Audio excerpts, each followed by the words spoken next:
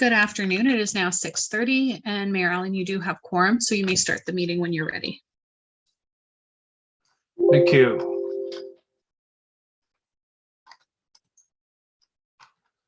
Can I have mover and seconder to call the meeting to order, please?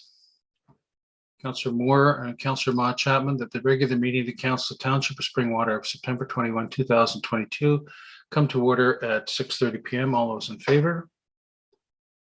That is carried. The council meetings are being held electronically, and residents can follow the meetings by watching them live at the township's website, www.springwater.ca. You can listen to the meetings by dialing on your phone 647-558-0588 and using the following ID 839-4249-5649. This option is available during the meeting. For those who are unable to watch the live stream, you can review the meeting at your convenience by watching the video on the township's YouTube channel.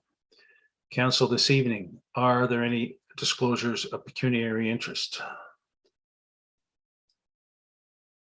Seeing none, we will get into deputations and presentations, item 3 on the agenda, and I will now call upon Cameron Epp to make a presentation regarding Severn Sound Environmental Association B City Canada Initiative.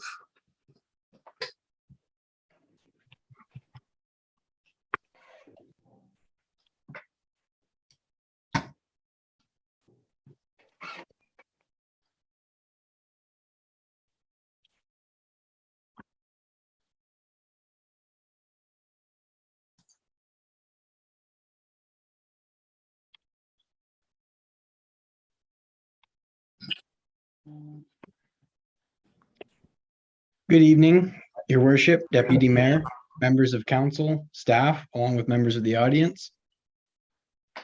My name is Cameron Epp, and I am the Watershed Resilience Coordinator at Severn Sound Environmental Association.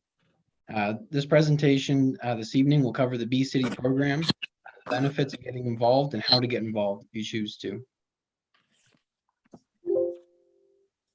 As some of you are aware, SSCA is a watershed-based agency and operates in 8 member municipalities that fall within our watershed boundary. SSCA is a joint municipal service board developed by our member municipalities to provide them with environmental services and expertise, including those related to habitat and biodiversity. B City Canada is a charitable organization that aims to work with and inspire municipalities and other organizations to take action and help protect pollinators.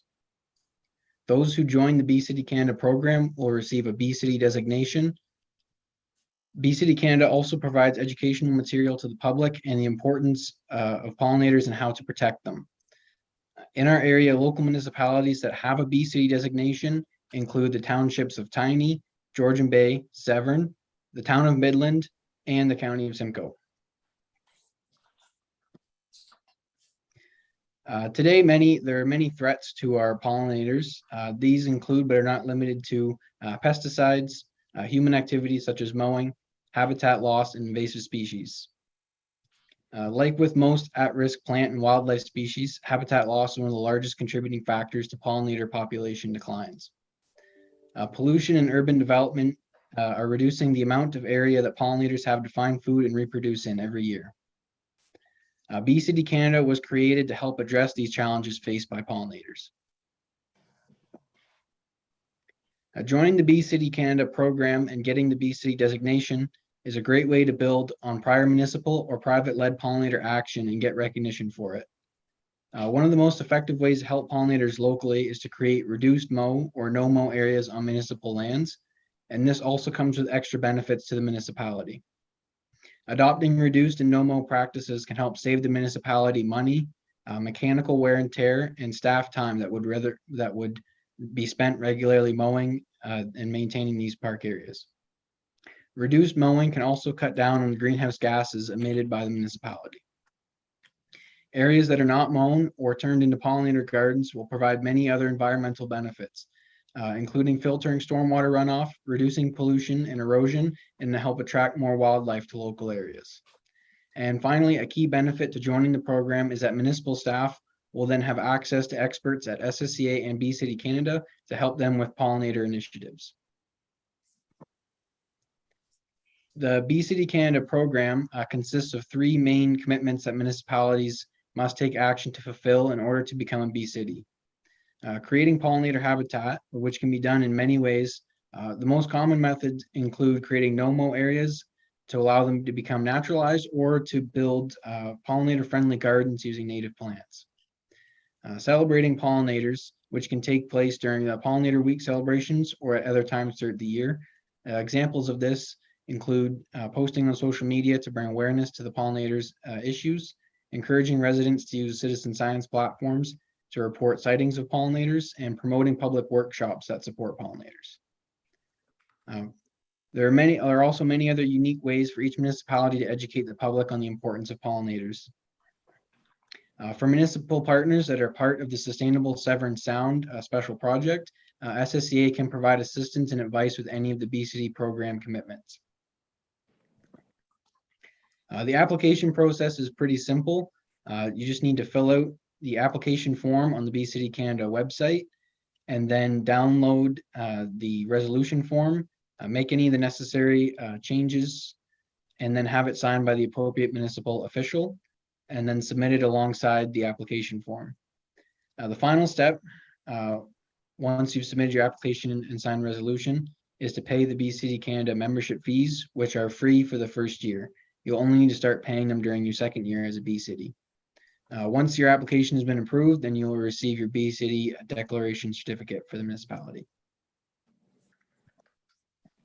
In summary, our local pollinators are struggling due to many different reasons, but the largest being loss of habitat. It may take some time with this program to reach the level of public support desired. New programs always take some time to warm up to the public, but with education, people will be very supportive of the Bee City Canada program. The pollinator habitat itself will also take some time to mature and to look really colorful and green. Some maintenance of the pollinator sites will also be needed after they are initially created. And then there are resources available to help educate and inform stakeholders in the project. Thank you for the opportunity to speak with you today. Myself and my colleagues are happy to answer any questions you may have. Thank you, Cameron, for the presentation. If you could just take it down, then I'll be able to see what questions or comments there are. Open it up to council for questions, comments. Councillor Cabral. Thank you, Mayor Allen. Comment with respect to it. I know that bee colonies are collapsing. I was wondering, and thank you for the presentation, Cameron. Very, very, very good. I think the added benefit would be that these pollinators will also pollinate other plants in our community, fruit trees, things like that people probably have in their backyard, so it's beneficial to residents too. But I was curious to know, do you know the percentage with the bee colony collapsing, how bad it's been the last few years? Is it getting worse? Is it getting better? Cameron? Thank you, Your Worship, through to you, Councillor. Unfortunately, it is getting worse. We don't have a long-term study done in our specific region to point out exactly what percentage of pollinators in our area have what their population has declined by. We do know from other studies done across North America that the overall insect populations have been found to decrease by about 60%. That is a number that will likely be very different for our area, depending on a number of factors in our area that are going to be different from the control areas the studies were done in. But over a long-term period of several decades, with major insect populations being down by upwards of 60% is a pretty significant amount. Thank you. So, Cameron, practically speaking, how can a municipality can't stop mowing its fields and parks completely? So how practically does a no-mow area work, and maybe an area set aside for planting bee-friendly plants? Can you give us an example? Thank you, Your Worship, for the question. With other Bee City members in our area, we've seen they've only allocated certain park areas or smaller, maybe like 100 by 20 meter swaths of land set aside where they've reduced or completely eliminated mowing in that area and allowed it to become naturalized. With the town of Midland, they have a number of different sites. They have 7 sites across municipal parks. Some of them are in areas where there isn't a lot of human foot traffic in those areas in the parks. They're not commonly used recreationally, but they were still mown prior to this program. So they're not like necessarily highly trafficked areas.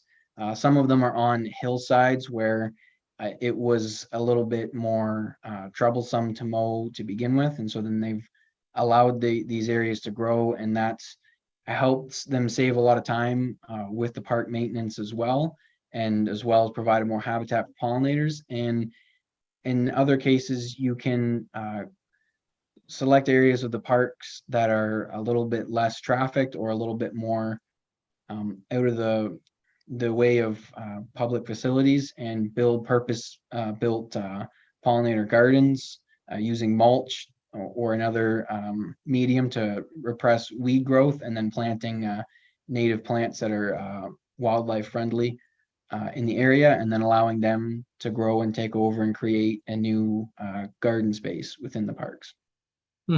Good. Comments, other comments, questions? Councillor Cabral? Thank you, Mayor Allen. I'd actually like to propose a motion that not only do we receive this, but we adopt it and become a Bee City partner. I think $200 a year is peanuts. These bees are pollinating farmers' fields. We all know how important it is. I think, as you said, maybe some areas might not be, well suited to no-mow zones, but I've been through the township. I see areas where staff's mowing grass at the side of the road on property sometimes that isn't even ours, it seems. And maybe those would be the places that staff can identify for us, that we can actually create some of these no-mow zones, and also these strips of garden that Cameron's spoken of, maybe off to the side of any particular field that's large enough to accommodate it. I would like to see it go forward. Okay. Is there a seconder for that amendment? Councillor Moore, Clerk Ainsworth, do you have the wording for that, please? Yes, I do, Mayor Allen. I do just want to confirm, has the motion to receive the presentation has not been tabled at this point. So that would need to be taken place first, and then the amendment could be tabled. Okay, separate mover and seconder to have the Councillor Ritchie and Deputy Mayor Coughlin. All those in favor? Okay, now the amendment, Clerk Ainsworth. Thank you, Mayor Allen. The amendment that I have drafted. So please, Councillor Cabral, let me know if you'd like any changes. That the motion now before council be amended as follows: to add, and that council hereby supports the Bee City Canada initiative, and that staff be directed to submit an application and report back on initiatives that can be undertaken to support pollinator species. We have a mover and seconder, and so all those in favor? That is carried. Good. Well, thank you. You were successful, Cameron. Thank you for approaching us and giving a good presentation. Have a good rest of the evening. Do we have to read the main motion, Clerk Ainsworth? Go ahead, please.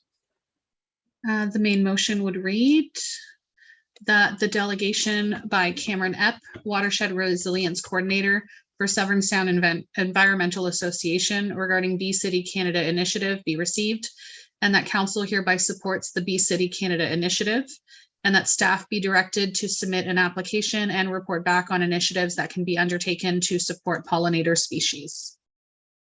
All those in favor? That is carried. Amazing much you can get accomplished in lame duck. Okay, moving on to 3.2, we have a deputation from Ms. Jenny Cruz regarding water rates in spring water. Ms. Cruz, welcome. Hello, good evening, Deputy Marshal, councilors, and fellow audiences. The delegation that I have today is with the water rates here in spring water. So this basically developed shortly when we moved into the community in the city of Springwater, Stone Manor Woods. And we have a Facebook page for our community, which is a group that we go and, gather basically concerns and anything that people have, opinions about and so forth. And there was a lot of distress with regards to the rates here in Springwater. The rates I shortly started to learn that are much higher than other cities that a lot of the community neighbors that we have here have lived previously to Springwater. There is no low or off peak for using of consumption of water. I also believe that the sewage is equivalent to the equal amount of water consumption that is used, which in a lot of the cities that isn't the case. With that being said, there has been a lot of escalation in regards to how upset people are in our area in regards to watering the grass. And keeping our neighborhood prestiged and looking well. That being said, a lot of people can't water their grasses because they can't afford the outrageous water rates that have happened within the quarterly, basically the quarterly schedules that there are. Just a little background. I mean, personally, I do finance for McDonald's in region of Peel. And just to get an idea of just an idea of it, one of the restaurants for a 3-month period is equivalent to about $1,000 for every 3 months. My rate was higher than that. And I'm a family of me, my husband, and my 3 kids. So that being said, a lot of people have been not able to use water when needed. A lot of escalation in regards to people keeping their lawns looking well. And obviously, if to keep them looking green and wonderful, you obviously have to use water. And a lot of people can't afford the water rates. So, and all their lawns have looked very not equipped, and it's been going into other people's neighborhood, other people's lawns and so forth. So these are kind of the escalations of what's been happening along the lines of that. I know shorthand that Barrie is lower rates, Innisfil are lower rates. So a lot of areas in Simcoe County are lower than Springwater itself. I am aware that where I live, so the Stone Manor Woods community is a new developed community. And I am aware that there is, a new water system that has been developed and has been established and for our community. And I do feel like we are adapting these rates just to cover certain city costs. And that being said, here I am trying to, raise the concerns of our neighborhood. Okay, thank you, Ms. Cruz. Can I get a mover second to get this on the floor, please? Councillor Moore and Councillor Ma Chapman. I'll turn to Director Radigan to, first of all, give us an overview of this and what might be planned in the next little while. Director Radigan. Thank you, Mayor Allen. Through you to members of council. We did actually, finance staff and myself did meet with Mrs. Cruz last week to provide some further education and information in terms of how our rates are calculated for water and wastewater. We've also done some preliminary analysis in terms of rates and how they compare to other municipalities. As you know, our water rate is based on a tiered system. So it is very usage based. The more you use, the more you will pay. So that being said, it is more geared towards water conservation. When you look at our water rates, we're actually right in the middle compared to, let's say, Oro Madani, Clearview, as well as the city of Barrie. We do land right in the middle. When it comes to wastewater, that's where it's a little difficult for almost. Oops, you froze. Almost any municipality to set a standard lab, you would determine usage. So with water, you can meter water and meter how much is used. With wastewater, you can't actually meter how much wastewater is used by a household. So it is incorrect to say that you are charged for the same rate as water usage. You are actually charged a percentage in terms of what water is used. So there is an assumption that is made that a portion of it is for wastewater. Now, with that being said, the wastewater rates do appear to be slightly higher, and that is most likely what is skewing the data. So if you are using a sprinkler system, you are technically using more, and hence why you are paying more. Staff will be coming forward for the 2023 budget for the hiring of a consultant to conduct a water and wastewater rate study.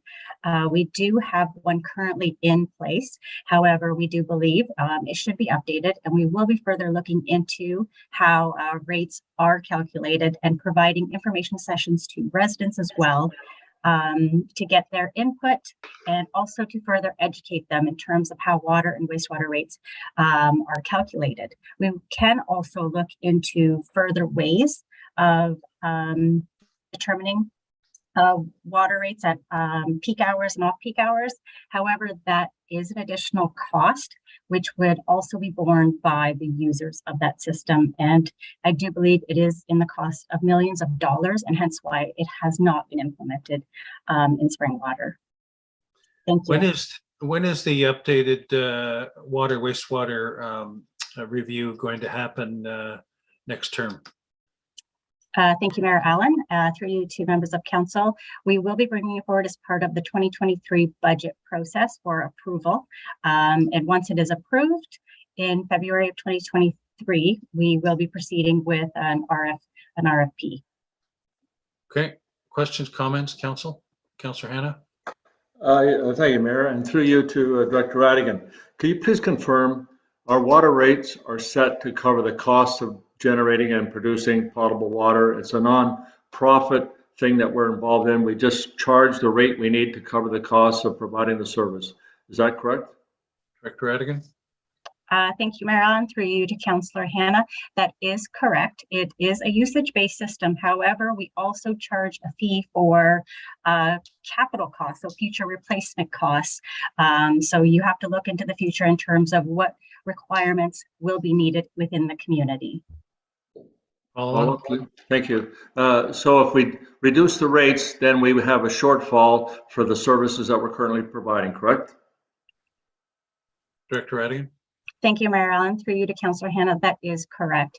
If there is a shortfall in the user rates, that would either be funded through reserves or reserve funds. Other comments? Councillor Moore? Thank you, Mayor Allen. Through you to Jenny, I just wanted to say thank you, Jenny, for bringing this forward now. And when we did talk, I had mentioned to you to come again, please, in January and February, and because it will be a new council, and to please state your case again. So I'm hoping that you do that. Thanks. Thank you. Yes, thank you very much. Councillor Cabral? Thank you, Mayor Allen. Just 2 points. One is a question, and the other one is also a question, but possibly a bit of assistance. From reading the deputation, it was noted that they were looking at possibly having the meter read more often. Of course, that would simply increase costs for the end user because somebody has to go and read them. I was wondering if there might be a mechanism in place that would assist the residents, either an email reminder and maybe a portal on our website where these folks would be able to input their reading and be able to monitor where they're at as far as their usage, if that's something that we can look at in the short term. And the second question is, across the board in the township, regardless of whether it's a new facility or used facility, is it correct, my understanding correct, that everyone in the township pays the same rates for water and wastewater? Thank you. Director Radigan, I'll let you respond to both those. Thank you, Mayor Allen. Through you to Councillor Cabral. You are correct. The Township of Springwater has a one base rate system. So there's a fixed rate as well as a consumption rate, and that is consistent throughout the township. And your second question, there's definitely an opportunity to look at ways to assist the residents. There's nothing stopping from residents from contacting us either in terms of usage. However, all of those items will cost the township or the users, and that cost would then have to be borne back to the residents. There are definitely new methods and new technologies out there where we can ping data from a satellite, but that is also another software that also costs millions of dollars. It would allow us to gather data on a monthly basis, but also potentially bill out on a monthly basis, which would then require potentially more staff in terms of providing bills. There are definitely options, but since it is a user pay system, there's also costs associated with it. Thank you. Follow on.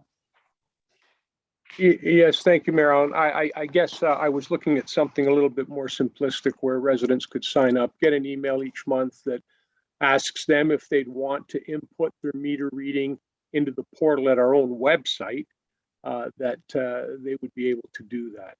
Not necessarily pinging, that sounds like a very expensive option, but something a little bit more rudimentary that could be done through our website or a portal on our website. Thank you. Okay, Councillor Ritchie.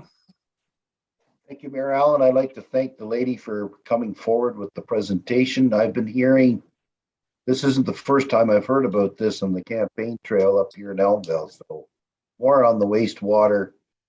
So I welcome the study that's going to be done, and we'll see where it takes us. So again, thank you for bringing forward that presentation. Thanks. Deputy Mayor Coughlin. Thank you, Marilyn. The question would just be, do WAMCO or Aqua have avenues that we could partner with them on for community engagement, and will both partners be involved in the public meetings moving forward? Director Radigan. Thank you, Mayor Allen, and through you, Deputy Mayor Coughlin. Absolutely, that is the intent, to have both Aqua as well as WAMCO available at those information sessions for residents. They definitely are the experts in the field, and they can provide better information to the residents in terms of how water consumption and wastewater consumption is calculated, and even how data is gathered. Councillor Hanna. Thanks, Mayor. Again, through you to the director, wouldn't it be just as simple for a resident to look at their meter, record it at the beginning of this month, how many cubic meters reads on the meter, and at the end of the month, read it, subtract the difference, multiply it by the cost per cubic meter, and they would know how much money they spent. I know if I turn on the tap and water my lawn, it's going to cost me money. I don't need to have somebody tell me that how much it's going to cost. If I could figure it out myself, if I knew how much it costs a cubic meter. Director Radigan, it's as simple as that, I believe, right? Thank you, Mayor Allen. Through you to Councillor Hanna, that is correct. We have a fixed rate as well as a tiered consumption rate, which can easily be provided or is available on our website as well as on the bills as well. But it is simply a matter of multiplying the rate by consumption. Okay, thank you, Ms. Cruz, again for presenting to us. Does the mover and seconder move the motion that the delegation from Ms. Jenny Cruz regarding water rates and spring water be received? Yes, yes, all those in favor? That is carried. Thank you again. Moving on to 3.3 on the agenda, which is another deputation regarding Bill 5, Stopping Harassment and Abuse by Local Leaders Act. Ms. Jennifer Long and Mr. Brian Shelley are presenting. Go ahead, please. Thank you so much. Can you see my slide deck? We can. Thank you. Thank you. Okay. I'll start by introducing myself. I'm Brian Shelley. I am a resident of Springwater. I live in Midhurst with my wife and my 2 boys. So I'm here both as a resident and taxpayer of Springwater Township, but also as the chief executive of United Way of Simcoe Muskoka. And I'm being joined by my friend Jen Long, I believe. I'm trying to get on. Okay, Mr. Shelley, go ahead, please. Okay, so Jennifer Long is with me as well. Jennifer is also a resident. There she is. Jennifer can introduce herself. Can everyone hear me okay? Yes, we can, Jennifer. Okay, great. Yes, my name is Jennifer, and I am also a Springwater resident. I reside in Elmvale. I own and operate a business in the county of Simcoe, and am kind of here to walk you through this as it's just a resident, as also an employer. So I think, Brian, is everybody? I'll walk through the slide deck if that works for everyone. Yes. Okay, so this is about Bill 5, Stopping Harassment and Abuse by Local Leaders Act. You might also know this as Bill 10. It was introduced by a member of Provincial Parliament, Stephen Blay, begins in November 2020, and then died on the floor as Bill 10 in March of this year. And so we are now bringing it forward and again, and really wanting to ensure, particularly around this timely election.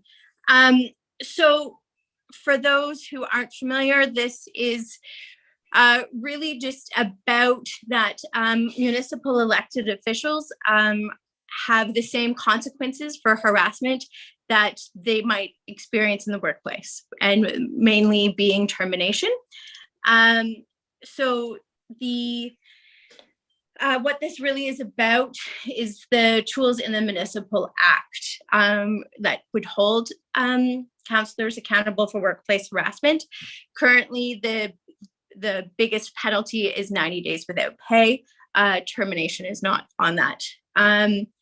So really what Bill 5 is about is just expanding that bill to ensure termination. So really you would be able to direct integrity commissioners, and truly this is just really about a safe and healthy workplace for everyone. And regardless of this being like a woman's issue or not, it's really just about safe workplaces. So as any of you know who work in the private sector as well, there was legislation put forward in 2018 that did allow workplaces, did actually ensure that all workplaces had a sexual harassment and abuse protocol or policy in place. And really, as Jen is saying, this is about holding municipally elected officials to the same level of standard as those in the private sector. And so our request today is that the town of Springwater support the concept of safe workplaces, including municipalities. It's about accountability through a transparent and fair process that should exist, but at this time it doesn't. So our ask for today is that council pass a motion to endorse Bill 5 and write a letter in support to be sent to local MPP Doug Downey, Premier Doug Ford, the Minister of Municipal Affairs and Housing, the Association of Municipalities of Ontario, as well as the Liberal MPP for Orleans, Stephen Blais, requesting that when the legislature returns to office, returns rather to the legislature on October 24th, that this become a priority, and that this bill be passed, so that we can give councils like yourselves the power to hold each other accountable to the same level of decorum that we expect in the private workplace. Thank you. Thank you. Can I have a mover and seconder to get this on the floor, please? Councillor Maude Chapman, Deputy Mayor Coughlin, First question, what is the status then of Bill 5 presently? Right, so it has received first reading. The legislature went on recess. So it is not a dead piece of policy at this point. It is still alive. However, it is concerning that the most recent legislation was pushed through very quickly by the provincial government that gave municipal mayors of large cities extra powers. And that went through very quickly, while this legislation has been sitting in front of the legislature for months. That's concerning for me as a private citizen. So we know that it can go quickly. This just hasn't. Yes. Okay, comments, council? Councillor Cabral. There we go. Thank you, Mayor Allen. I want to thank the presenters for the presentation. I also want to provide a little bit of background. Back in 2019, there were a number of women that came forward in Ottawa with respect to a certain councillor there.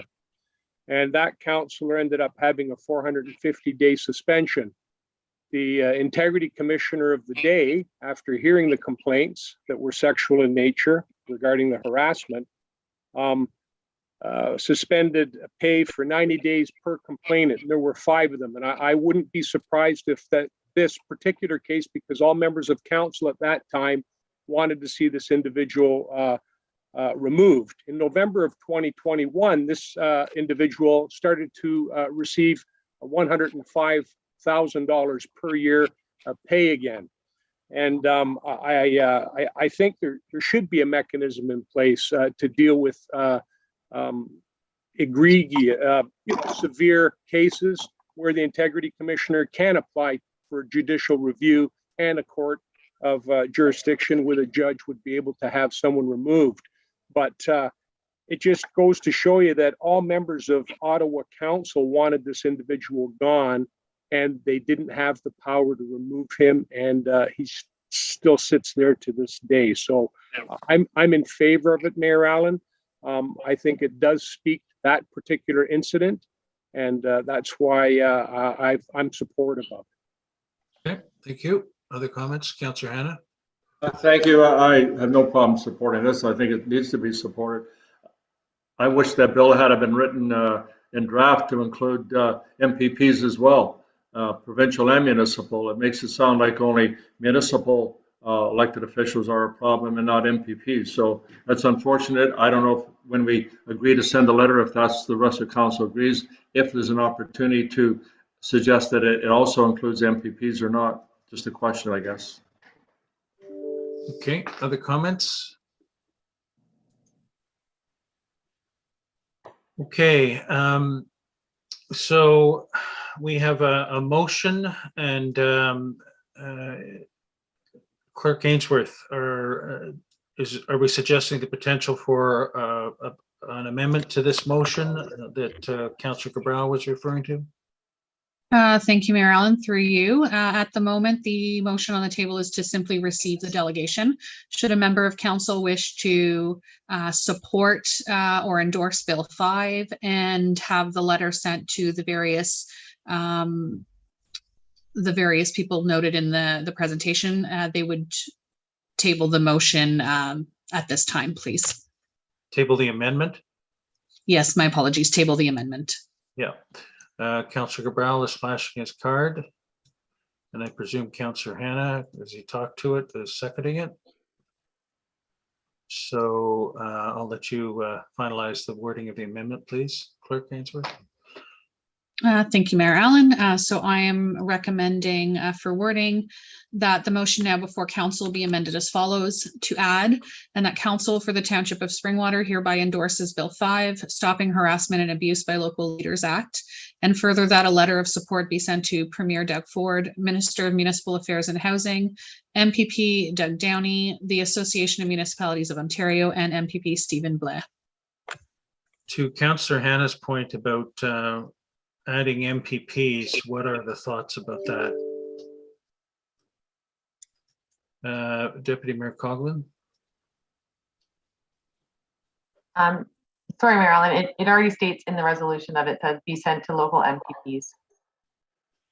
No, I believe Councillor Hannah was referring to this applying to MPPs as well as, were you not, Councillor Hannah?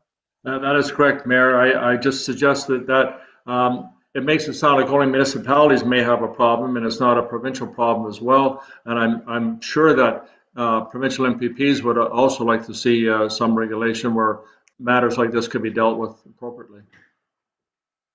Other thoughts on that particular aspect from council? Councillor Cabral?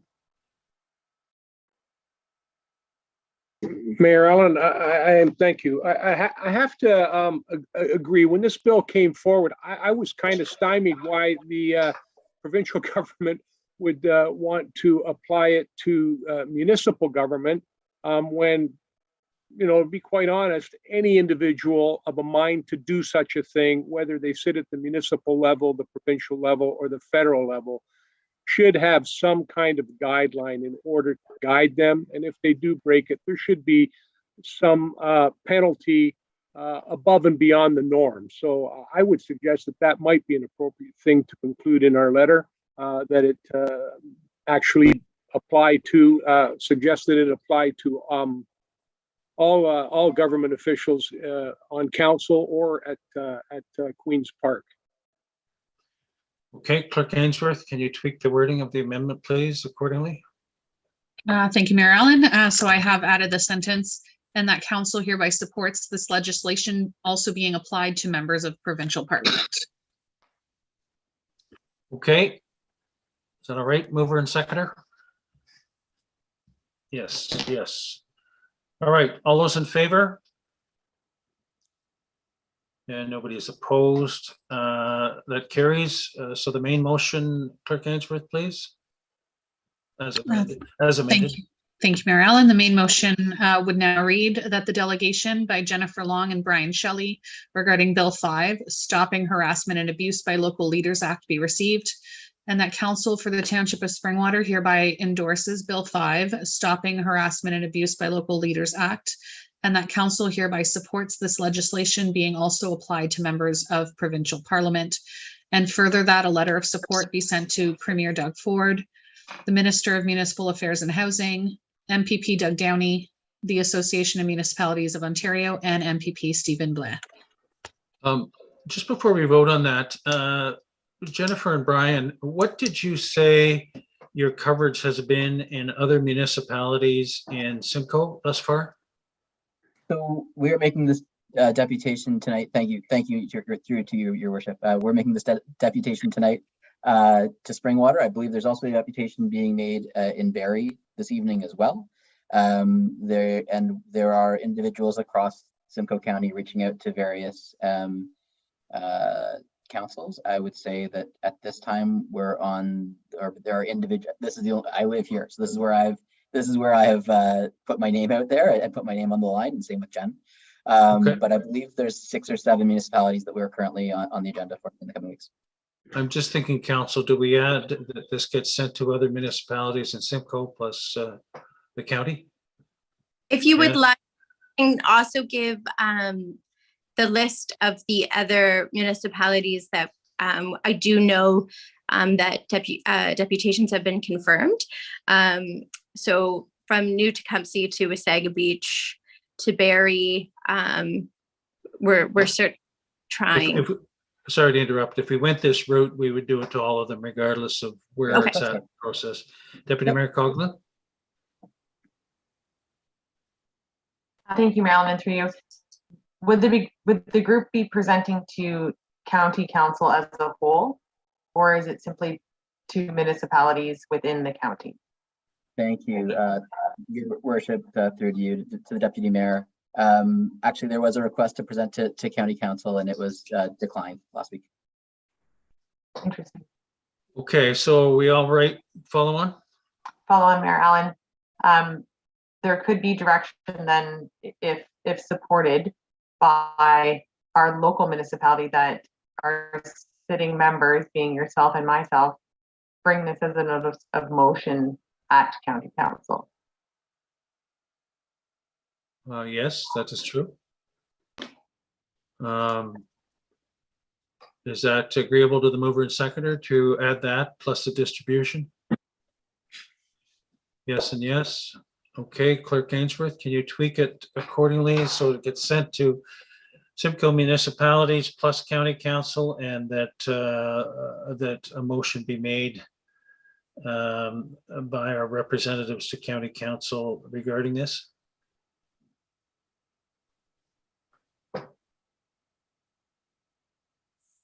Deputy Mayor? Thank you, Marilyn. I just think that this is something that should be brought forward to the county, and if there was a denial of a delegation, I think this is a way for Springwater to bring it forward to our municipal partners.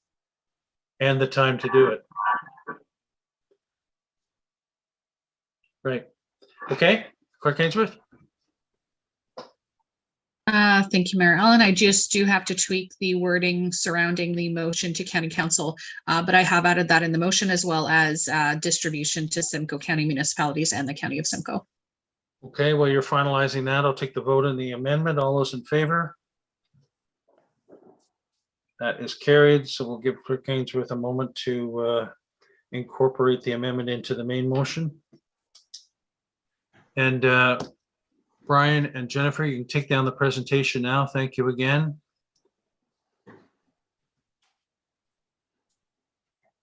Go ahead, Clerk Ainsworth. Thank you, Mayor Allen. So that vote would have been for the main motion as amended, Yes. with the additions that I had provided. So I have added, and that a motion be made by county representative my apologies. That a motion be made by the township's county representatives to county council to hear the delegation. So we have voted on that. We don't need to vote. Is that what you're telling me? That's correct. But that would be the final wording that I have drafted. Okay. All right. So we voted that. That has passed. And again, I thank Jennifer and Brian for attending and presenting to us this evening. Thank you. Okay, moving on to question period. Members of the public can ask questions of council or make comments regarding an item on the agenda. To do that, details of that are on tonight's agenda. You can email the clerk at springwater.ca with subject line and the question, or you can provide details for your desire to come forward at question period and make an oral submission. Clerk Ainsworth, have been any submissions received for this evening? Thank you, Mayor Allen. There have been no submissions received. Thank you. Moving on to 5.1 is minutes of council. Can I have a mover and seconder to approve the minutes of council? Councillor Cabral, Deputy Mayor Coughlin, the minutes of council listed herein be approved as presented. Any questions, comments about the two that are being reviewed tonight? That is the minutes of the regular meeting of council, September 7, 2022, and the special meeting of the same date. All those in favor? That is carried. 6 point minutes of council. Okay, there are no other minutes. So we move on to six, which is action reports. And can I have a mover and seconder to get the action reports on the floor? Councillor Moore and Councillor Cabral. Any comments or desire to pull any of these? Councillor Hannah. Pull 6.3, please. 6.3. Okay, any others? Okay, the mover and seconder is that action reports 6.2 through 6.5 be received, that the recommendations contained therein be approved as presented. 6.2 Stone Manor Woods Development Security Reduction. 6.4 ZB 2022-010 Midhurst Rose Alliance. I'm sorry, Mayor Allen, I apologize. I just have a question on Smith Brother Farms. Okay. That would be 6.5. Okay, proceed then, Councillor Cabral, with the question. Pretty straightforward question, Mayor Allen. I noted on reviewing the report once again that the comments made by organizations, the NVCA, Simcoe County, they had specific responses to their concerns. However, in the body of the staff report, it does mention council members' concerns, but they're not really addressed in that portion. I just wanted to know from I guess, Director Spagno through you, whether or not those concerns are going to be addressed in the site plan and how we know that they're going to be adhered to. Okay, Director Spagno. Thank you, Mayor Allen. Through you to Councillor Cabral. Councillor Cabral is correct in that any concerns that were raised by council with respect to mitigating measures for the use can be dealt through site plan approval. The property owners will be required to apply for site plan, and that site plan application will come before council in the form of authorization to execute agreements. So, for example, lighting was raised as part of one of the concerns related to offsite impacts. Those types of measures and those types of considerations would have to be sorted out through site plan and would come before council at that point in time. Follow on, Mayor Allen? Go ahead. Yeah, I suppose my concern would be there are residents nearby there on the one side, and that's my main concern is I don't want to see them experience any loss of enjoyment of their property. So that's why I just wanted to make sure. In particular, we talked about maybe some foliage to cut down the noise, possibly even a berm. And I think Councillor Ma Chapman spoke of possibly a fence. I just wanted to make sure those things might be addressed going forward. Thank you. Okay, so we're proceeding with the motion other than the 6.3. So 6.4 ZB 2022-010 Midhurst Rose Alliance, RE 2351 Gill Road, and 6.5 ZB 2022-004 Smith Brother Farms, Inc., RE 1335 Floss Road West, with the exception of 6.3, which will be dealt with separately. All those in favor? That is carried.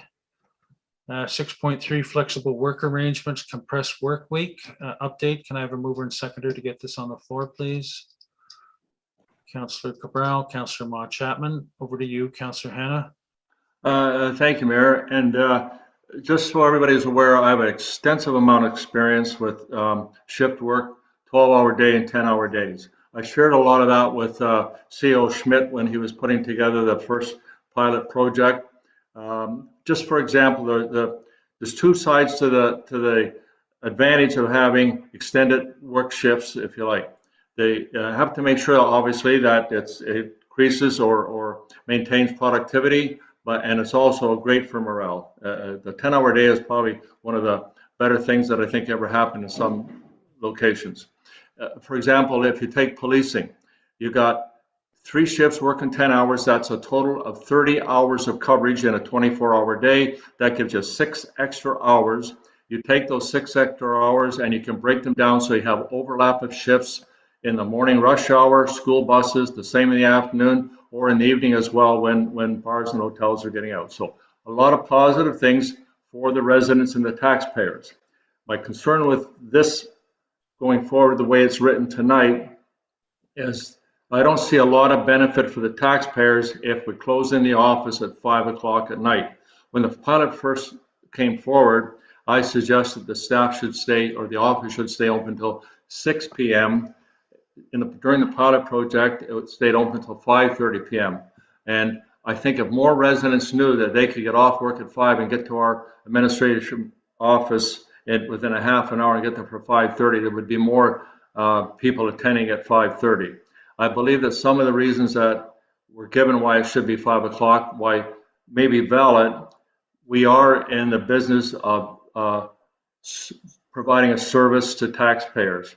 And if you take a look at the people that are working for a minimum wage that have to work maybe till 10 o'clock at night and have to work weekends and so on, I believe our staff are very fortunate. And I think if they want to go forward with a 10-hour shift, they should, or we should, insist that it has to be to at least 5:30, if not 6 o'clock at night. And I will say tonight that while I support the 10-hour day, the compressed work week, I can't support it if it's going to not provide more of a benefit to the taxpayers than a half an hour at night and a half an hour in the morning. So that's my position on it. I hope we can get an agreement to go to 5:30, because I think it is something that is good for staff and is productive if we can keep it open till at least 5:30. Okay, thank you. CEO Schmidt. Thank you, Mr. Mayor, and through you to Councillor Hannah. Councilor Hannah, again, appreciate the comments, and yes, I appreciate the input and feedback and dialogue we had when we first brought this forward to council. One of the appendices that is attached to tonight's report does provide some data that was collected during the majority of the pilot program, whereby we did try to collect information as it related to the number of visitors, if you will, between 4:30 and 5, and then 5 and 5:30. And based on the appendix G, I believe it is, there was about 20 visitors, I believe, that came between 5 and 5:30 through that time frame. So based on that data, I guess staff were concluding that there wasn't a lot of foot traffic, if you will, during that time frame. That being said, we're in council's hands, and if council chooses that 8:30 to 5:30 is the time frame, then I'm willing to put that back to my staff, and we will continue as the program is right now, if council is willing to endorse that. Thank you. Thank you, Councillor Cabral. Thank you, Mayor Allen. I reviewed the survey results as well as the tracking that staff did, but our regular time for starting in the township was 8:30. So really, this is a big shift to go to 8 o'clock. Staying open a little bit later is more beneficial to the residents. And when I looked at the questions, I also noted that there was a couple of questions that did garner the majority of the response. And those two questions were the ones that did. And on the comments page for question 4, the very first one, the comment was, council's primary responsibilities are to the taxpayers, not the staff. They go on to say some other things there. They talk about less staff on the Monday and less staff on the Friday. But I think the key point here that I got from it, and I will admit there's a couple of folks there that said that they could go there in the morning if it was open at 8. I don't know how that works, if it's open earlier, how it makes it better for them unless they start a little bit later in the day.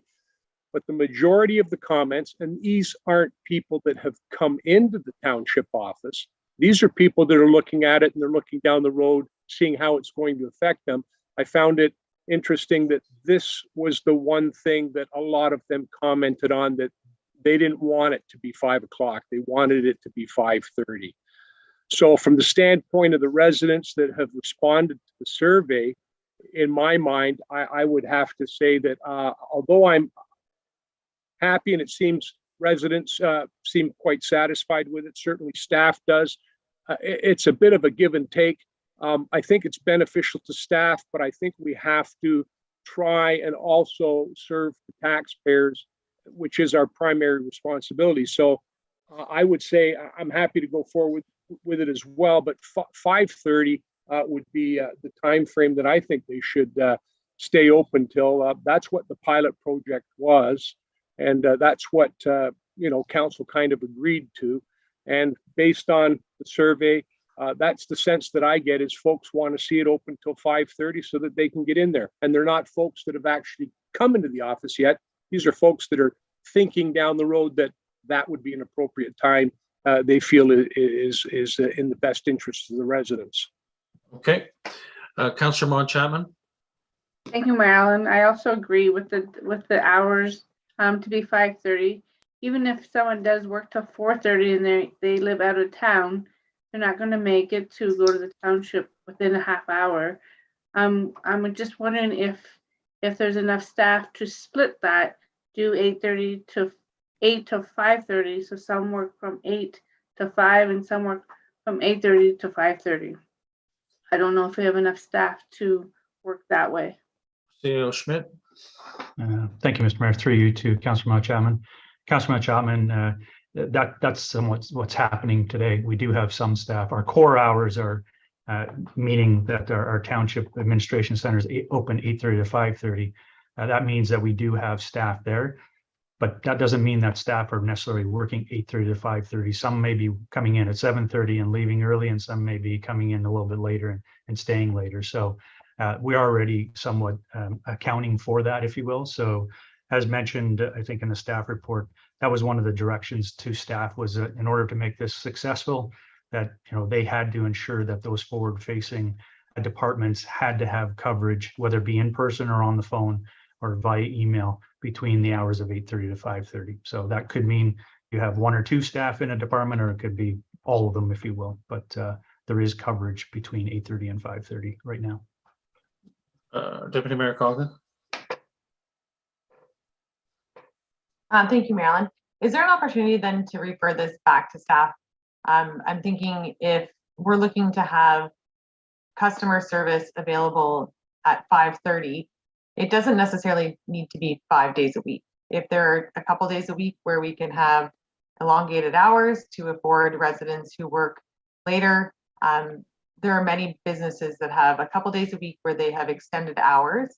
And if that would benefit both our staff and our residents, I think that that might be something that we could move forward towards. So if there's an option for us to have this referred back to staff to ensure that residents are given an option, if you're looking for a pool permit or a hot tub permit or a deck permit, that you don't have to take time off work to bring that in person to talk to people. If you're looking for a planning consultation or even to meet with staff, that we can do it outside of our residents' regular work schedule.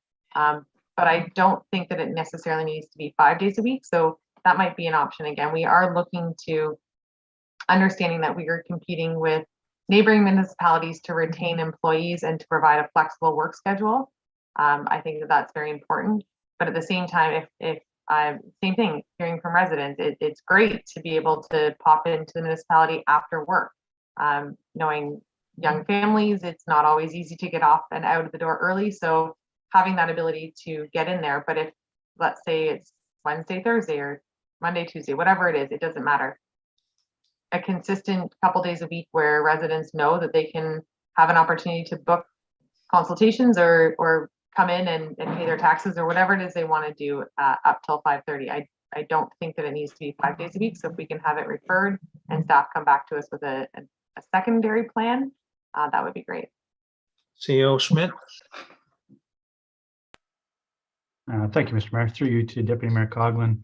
Obviously, again, we're in council's hands. From my perspective and based on what I'm hearing from staff, the preference would be to continue, obviously, with the 4-day compressed work week option. Again, not mandatory. And if it's council's desire for us to test and pilot other options whereby maybe we do stay open a little bit longer, Tuesday, Wednesday, whatever the date is or day that we decide, we can explore that. But I would really appreciate if council would make a decision on whether this is going to remain permanent or not.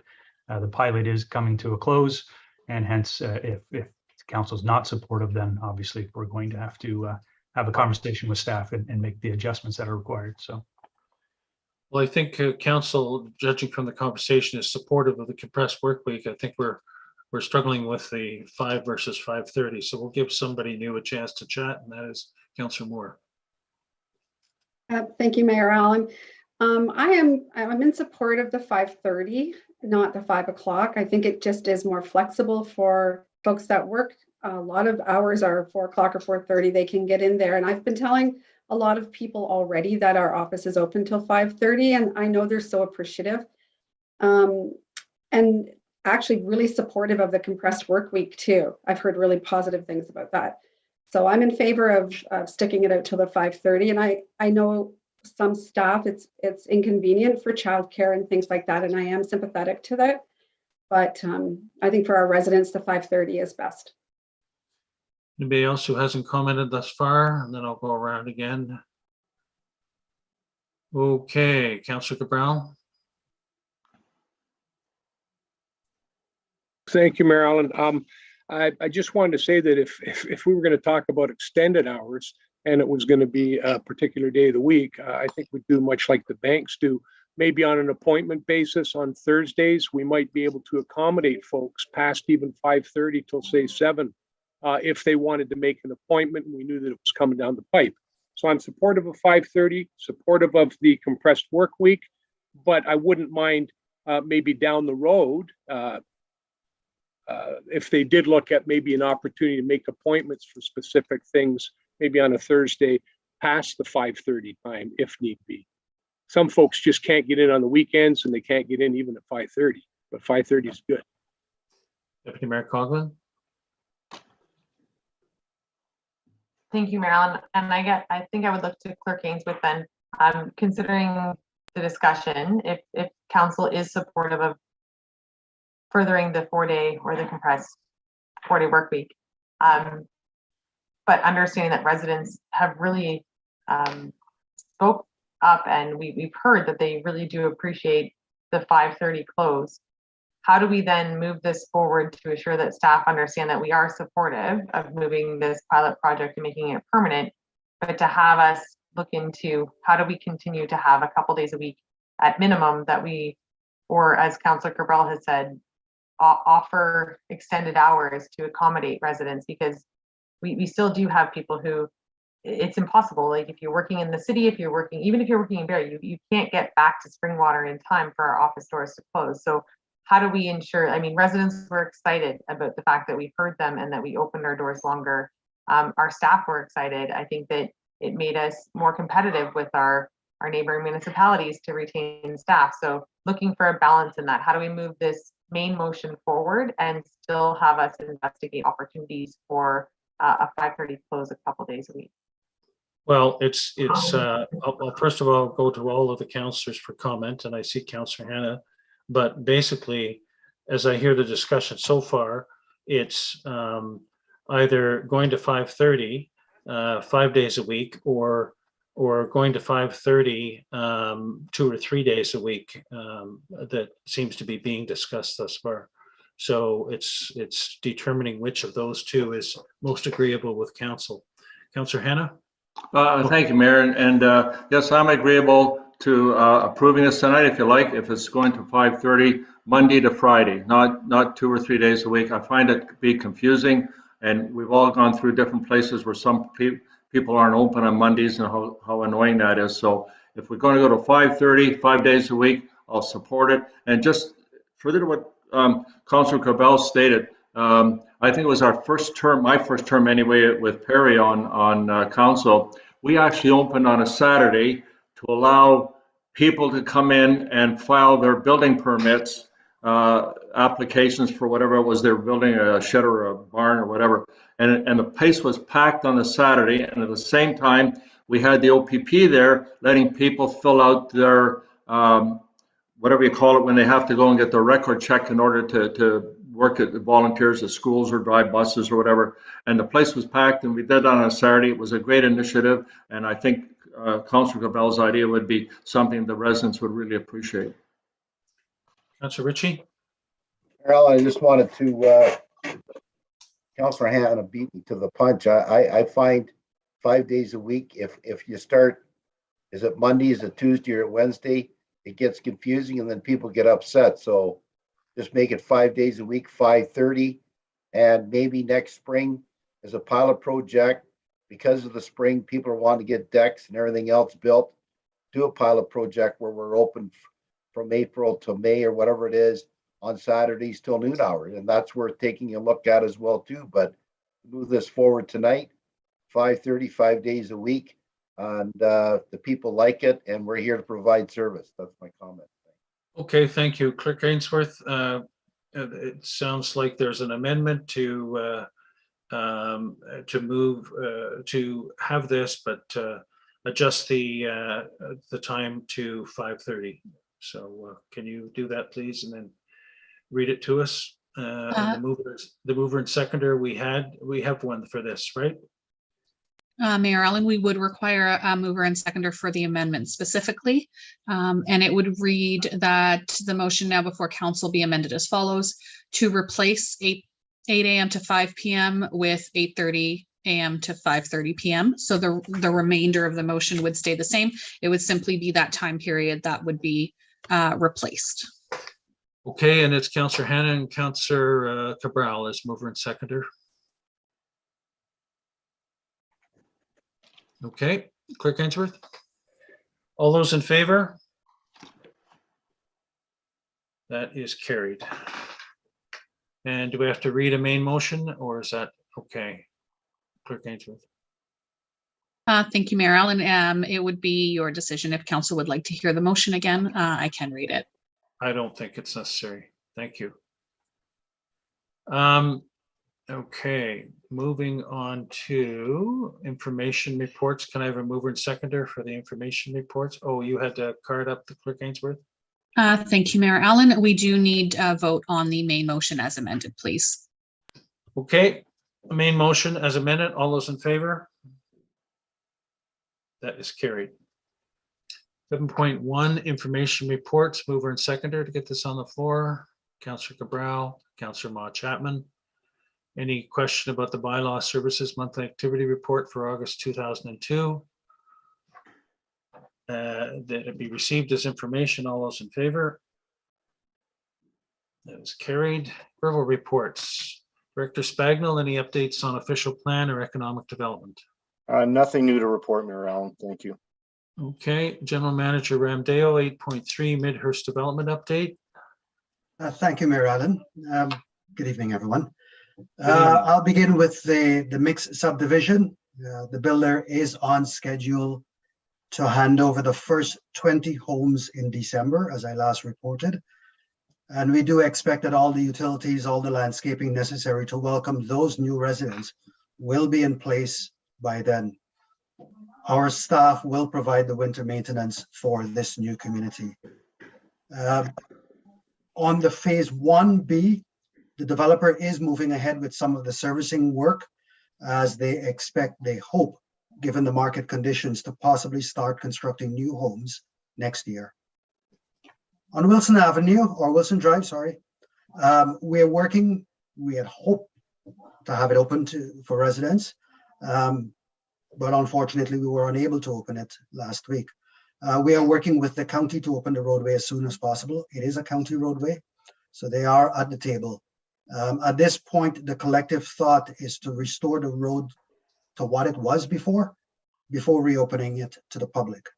And this is in light of what happened in Barrie recently. I do hope to have positive news for you by the next council meeting.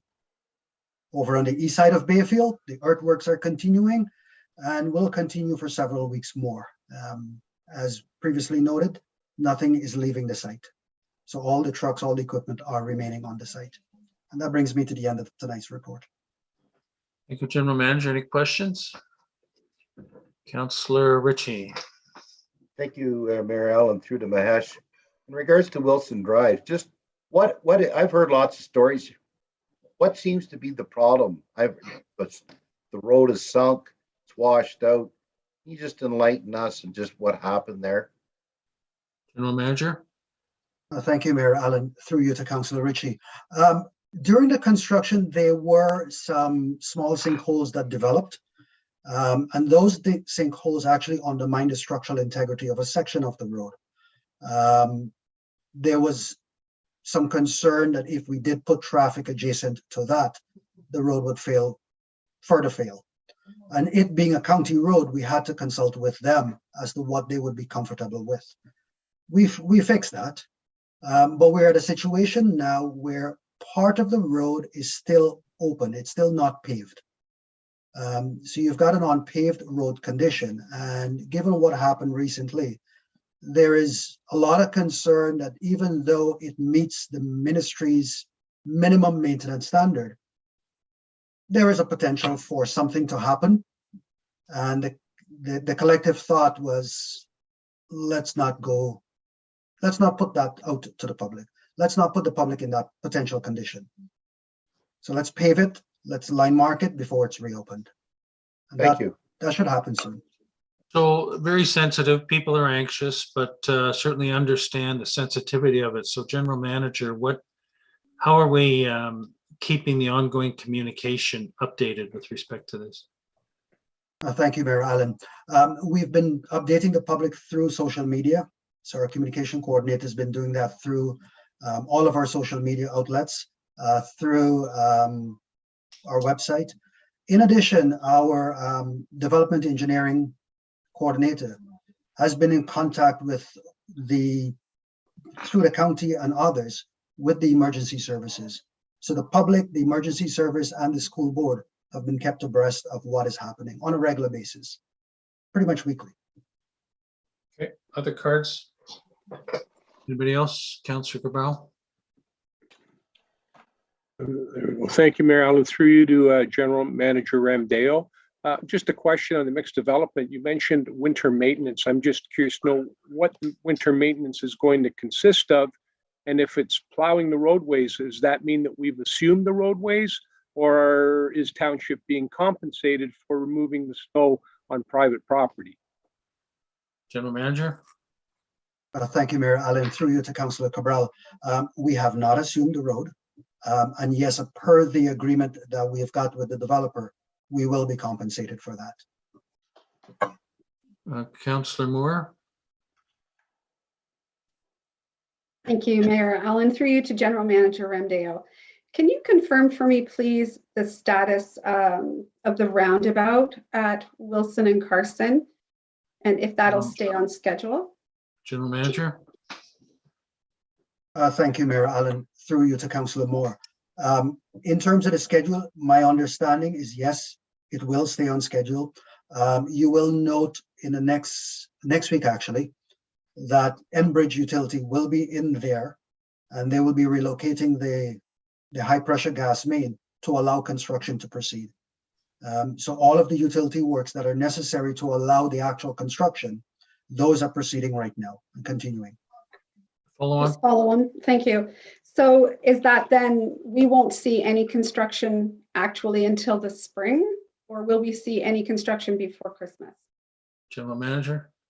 Through you, Mayor Allen, to Councillor Moore. My information that I have subject, and I will confirm back and get back to you, but the last information I do have is the spring, yes, for actual road construction. You will see a lot of utility work before then. Yeah, okay. At some point, will the whole intersection be closed? So there'll be detours? Mayor Allen, at this point, sorry, at this point, I'm not privy to the county's traffic control mechanism or measures. I will reach out to the county. I will get that information and I will share it with all of council. Great, thank you. Councillor Hannah? Thank you, Mayor, and through you to General Manager Ramdale. My question is to do with Carson Road at Ann Street, where the walking trail begins to go into the bush there. I drove by there last week. There was only one car parked in the parking area, and there was two cars parked on the north side facing west. So my question is there any plans to put up any no parking signs before the snow flies, especially on one side, preferably the south side of the road, so people can park on the north side and walk into the trail? Anyway, we have to do something, I believe, to motivate people not to park there, to park in the area and not park on the road. If we're going to do it, I suggest we should put it up before the snowplows has to go by there and the cars are parked on the roadway or the side of the road. General Manager? Through you, Mayor Allen, to Councillor Hannah. Councillor Hannah, it is not something that we've actually considered, but we're definitely open to suggestions by council. And if that is something that is the wish of council, definitely we will bring that by law to council and have it done. Okay, I think it's worth looking into. Okay, any other comments about this? Seeing none, going on to county updates, 8.4. Thank you, Marilyn. Nothing to Deputy Mayor report. Coughlin, sorry, yep. Okay, there are a couple of meetings coming up, so there likely will be some updates for next meeting. Municipal updates, any municipal updates? Councillor Hannah? Thank you, and I just want to compliment staff, and I just want to say that thank you to council and staff. They got the tree replaced at the pavilion at Dorn Park. Looks awesome, and I believe it's, I understand it's already being irrigated. The water system's working there, so it's obviously done just prior to Autumn Fest, so it worked out perfectly. So thank you to everyone. Okay, thank you. Other Councillor Ma Chapman? Thank you, Mayor Allen, and just letting everyone know for Aunt Mills, October 1st, they are having their autumn artesian fair, and plus the pancake breakfast that day, and all the proceeds for the pancake breakfast does go to the Elmville District Food Bank. So that's October 1st from 10 till 2. Thank you. Councillor Cabral. Thank you, Mayor Allen. Just a great, wonderful thing happening in Elmville. The Elmville Fall Fair is back this year. It's not virtual. As much fun as that was, I think people want to be there live and in person. So it's taking place Thanksgiving weekend, 7th and 8th. And you can go to their website at www.elmvillefallfair.com and get all the information you want. And apparently they will have a midway again. Lots of other exciting things. Thank you. Deputy Mayor Coughlin. Thank you, Marilyn. And just further to that, this year, the Elmville Fall Fair was selected as a pilot project to run a junior fair ambassador program, where Elmville has engaged a group of local children, ages, I'm going to guess 10 to 13, and they have come together as a semi-quasi fair board. So this young group of individuals has decided they've been tasked with a challenge to attract people to the fair. So it's such a great initiative. It was put on by an Ontario association, and they selected Elmville as one of their private pilot projects. And this is so well attended by our youth. And this youth group has come up with a obstacle course. They have t-shirts that they will be proudly wearing during the day. And they are asking, once this the ball diamonds, to have participants come back to the ball diamond during the fair to participate in an obstacle course that these youth have put together, obviously through the guidance of local volunteers. But it's a really great initiative to get our youth volunteering in our communities to ensure that local traditions such as the Fall Fair continue to thrive. So it's pretty incredible that we were selected, and thank you to the volunteers that have asked our kids to be part of it. Thank you. Okay, moving on. Councillor Moore. Thank you, Mayor Allen. I don't know a lot of the details. I thought Councillor Hannah might speak to it, but the Autumn Fest is in Midhurst this weekend. I think it's Saturday. And like I say, I just wanted to mention that. I don't know the details, but I think Councillor Hannah might be in trouble if he doesn't talk about it. Okay, thank you. Councillor Hannah. Thank you for reminding me. I'm sorry when I brought up about the tree, I forgot to mention it. Yes, it is this Saturday. I'm not sure exactly what time it opens to the public. I believe it's 10. I just know I'm supposed to be there at 7. A lot of work set up, as you already know. There's a lot of vendors there that have already booked to sell their local merchandise and so on, and a lot of games for children. Maybe the CAO Schmidt could update me, because I haven't got the last details, but I believe the township was going to provide a game for the children as well. Somebody said it was the climbing rock that they did prior to the COVID shutting it down. And I also believe this is our 51st Autumn Fest, 51 years. That's pretty amazing considering we lost a couple of years during COVID. And also it wasn't getting organized, if you like, for a couple of years as well. So anyway, pretty amazing for Springwater to have something like this. And thank you, Councilor Moore, for bringing it forward. CAO Schmidt. Thank you, Mr. Mayor. Through you to Councillor Hannah. Councillor Hannah, I believe Manager Dean has been working with a representative from MCRA to, I believe it is the rock climbing wall that we're trying to ensure is available for Autumn Fest. So, and I believe it is, like you mentioned, 10 to 2, I believe it is, or 10 to 3, if I recall. So, yeah. If I may. Yes. I believe it's 10 to 3 only, and they have to shut it down maybe a bit early because they do the thing where they put the Lions Club, I think it is, puts the ducks in the water and they float the ducks down the river. So they have to close it down in time for everybody to go over and put their duck in the water. Good. Good stuff. Oh, Deputy Mayor Coughlin. Thank you, Marilyn. Just 2 quick things. We also in Hillsdale we have the Music and Bingo Pasta Dinner fundraiser, and that's on October 15th at 6 p.m. at Orr Lake Golf Club. Tickets are available through the Hillsdale CRA at gmail.com, There's also a social media push out on it, and it's being led by a lady named Paula, who would be happy to hear from you. She's also provided her phone number online there.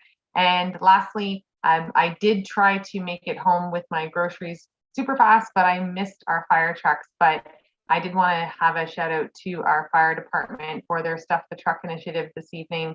And I'm looking forward. They always have great social posts out on what they've collected from our communities. I was literally coming up Wilson as they were going the opposite way. So I will get that to the Elmville Food Bank, but thank you again to our volunteers and our community for supporting the Elmville Food Bank, and especially to our firefighters for such a great initiative this evening.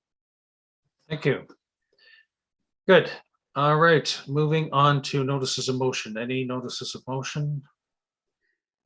Any items for future consideration? Councillor Hannah?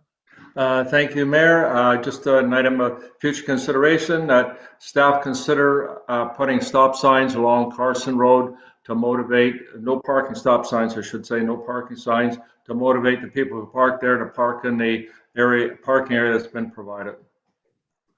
Okay, seconder for that? Councillor Moore? All those in favor? That is carried. Thank you. Can I have a mover and seconder for approval of the bylaws, please? Councillor Ma Chapman, Councillor Moore, that the bylaws listed herein be signed and sealed by the mayor and clerk, 5000-362 ZB 2022-004 V Smith Brother Farms Inc., 1335 Floss Road 4 West, and 5000-363 ZB 2022-010 Midhurst Rose Alliance Inc., Re 2351 Gill Road. All those in favor? That is carried. Mover and seconder for the confirmatory bylaw. Councillor Cabral, Councillor Moore, that the bylaw 2022-079 to confirm and adopt the proceedings of the council at the regular meeting held on September 21, 2022, listed herein be signed and sealed by the mayor and clerk. All those in favor? That is carried. And a mover and seconder for adjournment, please. Councillor Ma Chapman, Deputy Mayor Coughlin, that the regular meeting of the Township of Springwater is now adjourned at 7:57 p.m. to meet again in a regular meeting October 5th, 2022 at 6:30 p.m. All those in favor? That is carried. Thank you and good night. Thank